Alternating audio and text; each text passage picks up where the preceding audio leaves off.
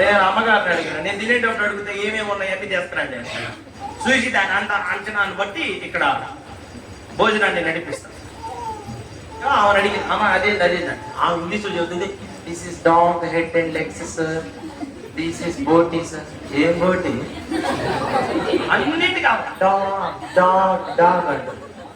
Dog ఏదమ్మా? ఏమన్నా మళ్ళీ అయితే డాగ్ పాస్టర్ గారు డాగా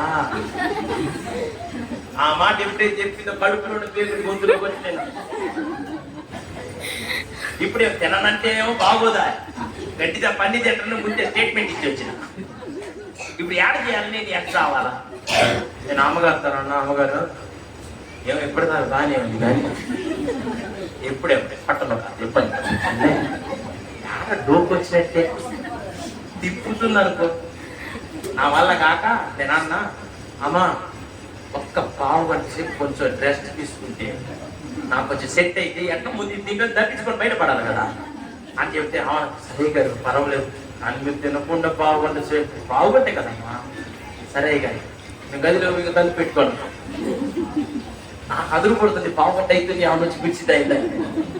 నా అనుమానం నిజమయ్యేటట్టు పావు గంట కాగానే అసలు సెంట్రల్ గవర్నమెంట్ వాడు కూడా మీరు అటు పిలుస్తున్నాం. ఉద్యోగస్తులు కూడా ఆ రకంగా డ్యూటీ చేయడమా వచ్చి డాబా డాబా డాబారా పడుతుంది డోర్. నేనేం చేసినట్టే తలుపు తీయకుండాంటే నిద్రపోయి నలుగురు పోయిద్దని యాక్షన్ చేయడానికి నేను లోపల లేచే ఉన్నా. దీంతే మనకు ఒక మాసం లేదా అదే ఒకటి దీన్ని సత్తనని తలుపు కడతాను. నేను నోరు చూసుకోవాలి కట్టుకో, నేను తీయనుగా, నేను తీయను, నేను తినను, నీకు ఒక దండం, నీ భోజనానికి ఒక దండం ఓమ తల్లి అని చెప్పి నేను లోపల నుంచి బయటికి రా. ఆమె యాకో గక్కలాగా ఉన్నావు, నువ్వు తలుపు తీసేదాకా నేను విడిచిపెట్టనని కొట్టి తలుపు కొట్టినట్టే ఉంది. అసలు ఏడ వేడి అంత ఊడి వచ్చిందో ఏముందని ఆ రకంగా కొడుతుంది నమ్మకం. నేను నాయన ఇంకా ఇంతసేపు కొడితే లేకపోతే ఇది యాక్షన్ అని అనుకుంటారుగా నిద్రపోయినట్టు